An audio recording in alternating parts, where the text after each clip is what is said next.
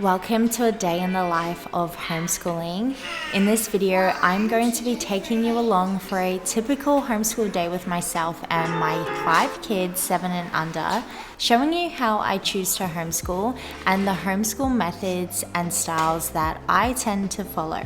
Today we're going to read about the plan to kill Jesus. Jesus went around Jerusalem teaching and healing many people.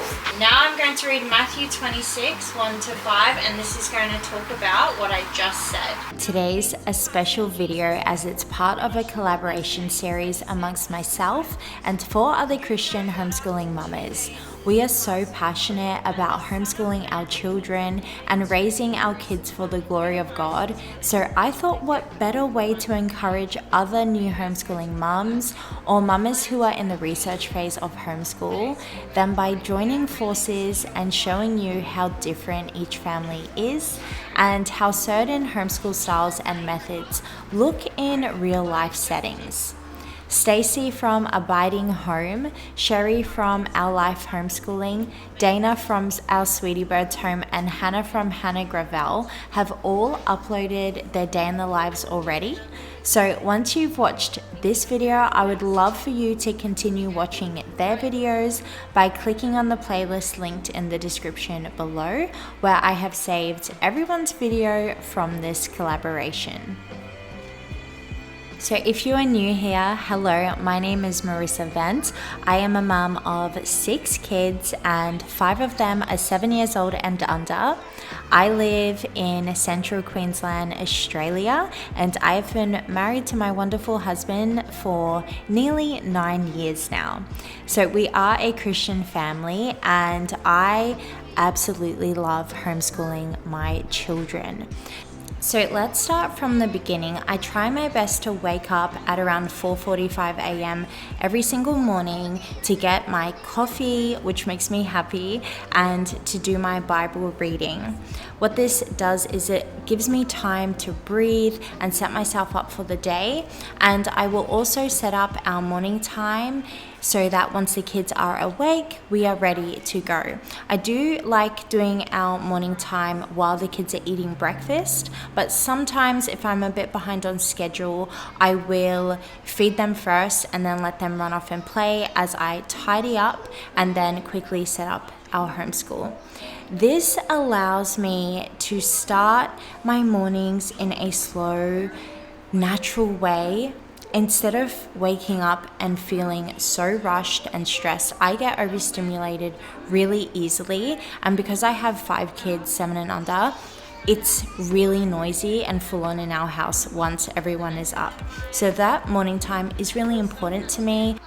For God so loved the world that he gave his one and only Son, that whoever believes in him shall not perish but have eternal life. One struggle that we were going through recently is I would get breakfast ready for one child. I would sit down getting into doing something else, and then another child would wake up and want breakfast. And then it would just keep going. Every time I would sit down, another child would wake up and want something. And so I implemented a rule where no one is allowed to eat until everyone is awake, and then we will eat breakfast together. And secondly, breakfast time is not until 7:30 a.m. And what this does is the kids know that they are not going to eat yet, and so they run off and play. They get their wiggles out. They always wake up with so much energy, and so they are able to burn off a bit of that energy before breakfast so that when it comes to sitting down and doing our morning time, they are a lot more relaxed and calm, and they are ready to listen to mummy. Every single morning, we start our days doing morning time together as a family. Now, what that looks like right now coming up to Easter is we have been doing the Expectant Easter curriculum from Treehouse Schoolhouse. We have done this since my kids started school 3 years ago. It's the perfect way to teach young children the true meaning of Easter and what Christ has done for us on the cross and his resurrection. I have always been drawn to the Charlotte Mason philosophy. I truly believe that a lot of the principles that she lived by and the way that she believed children should be educated I align with so many of her beliefs as well. I love living books. I think that art appreciation and attention to detail is really important. I love the thought of having children who appreciate and have good taste in music and art and literature as well. I grew up absolutely loving big fat books. My favorite style of book to read is the classics, and so I do truly value those things, and I do want to instill those values into my children as well. And that is why a lot of the curriculums that I choose are often Charlotte Mason inspired or based. Now, that doesn't mean that we are necessarily a Charlotte Mason home.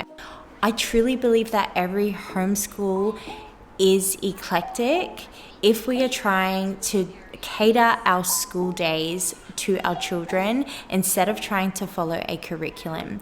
The entire purpose in our home for homeschooling is to homeschool in a way that aligns with our individual kids' needs and interests, and that also aligns with our family's values and goals. And I think that when you try to place a label on yourself and on your family, it can be really easy to start ticking off boxes and just going through the motions instead of really checking in on what each child needs. I think that every homeschool family is eclectic in one way or another, and I do think that is a beautiful thing, because it can be a sign that we are focusing on our children instead of trying to stick to a certain label. Oh my goodness, you know! Ham. Zam. That's right.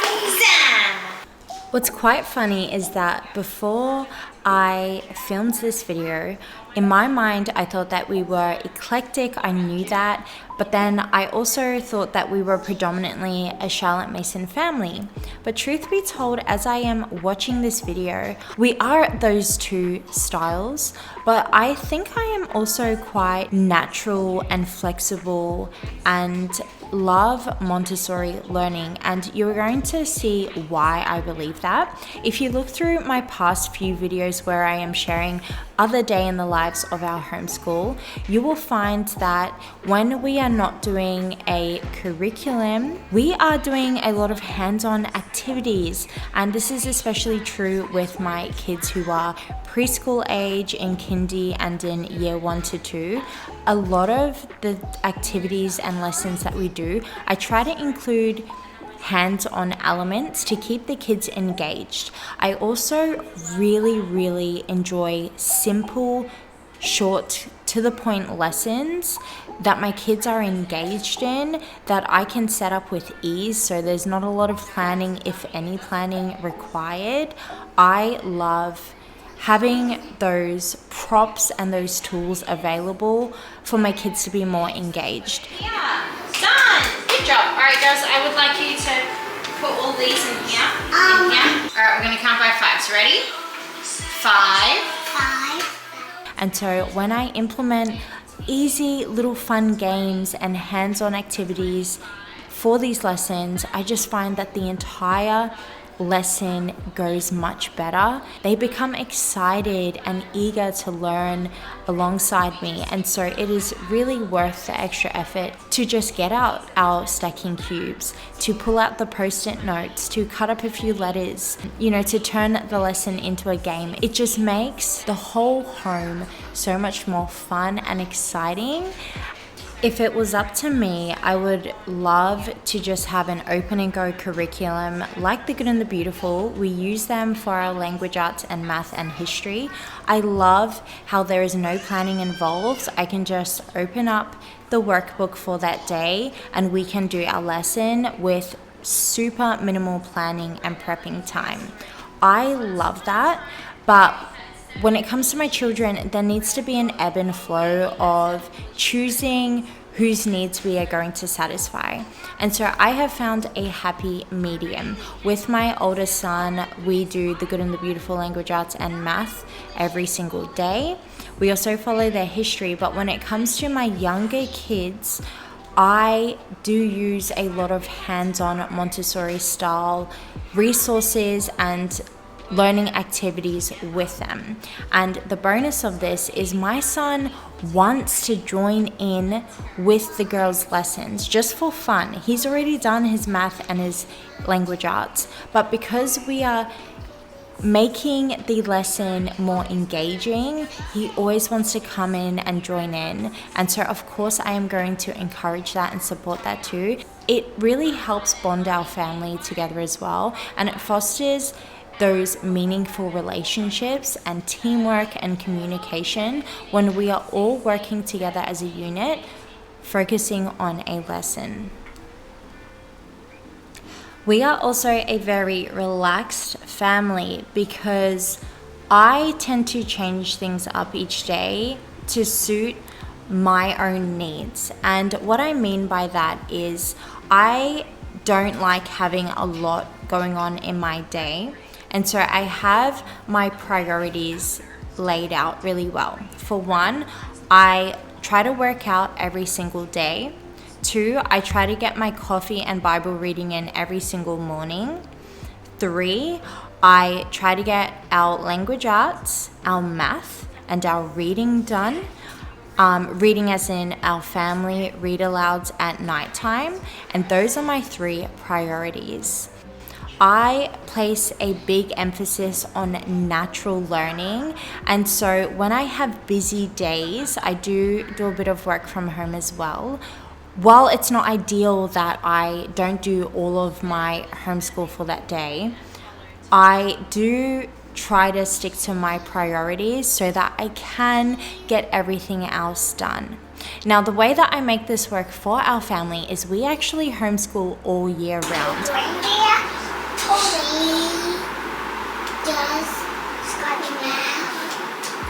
I do not take holidays when the school holidays are on, and because of that, it allows me these extra hours in our day-to-day life where I can be a bit more flexible and I can skip history or science that day if I absolutely have to.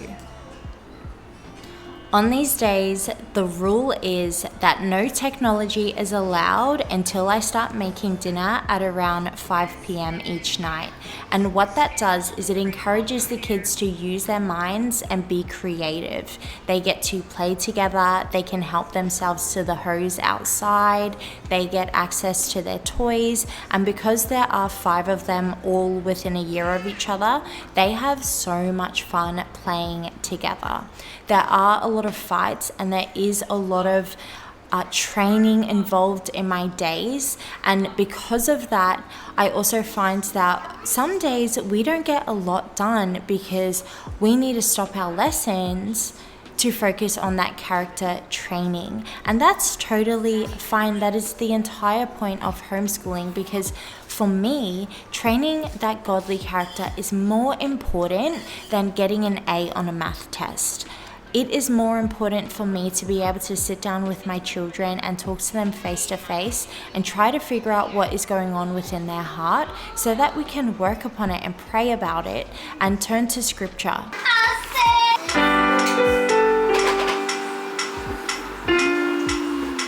Additional ways that I encourage natural learning and foster independence with my children is we allow our kids to do dangerous things safely. I think that is really important. We are not helicopter parents at all. We want them to have bodily awareness and to have confidence in their abilities. Too fast.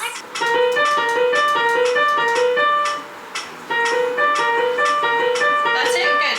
Yeah, I think giving children the freedom to play and explore on their own instead of directing every step of theirs is really important, at least to us. So before I let you guys go, I wanted to let you know that I do have a free curriculum comparison guide. You can get this at theorganizedhomeschool.com/curriculum guide. I will also leave the link for that down in the description box below, where you can find the perfect curriculum for your family no matter what homeschool style you follow.